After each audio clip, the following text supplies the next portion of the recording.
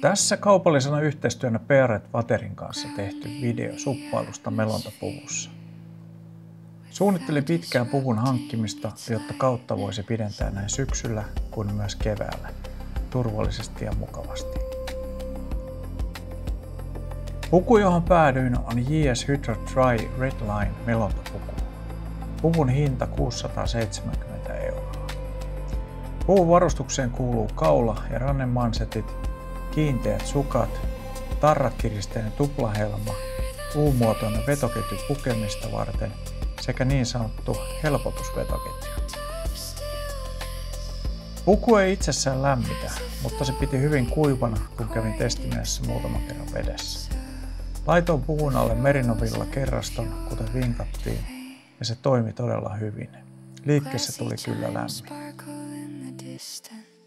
Oman kokemukseni perusteella voin suositella tätä melontapukua suppailuun. Se on erinomainen valinta, jos haluaa jatkaa kautta vähän pidemmälle syksyyn tai aloittaa paluu vesille jo varhain keväällä.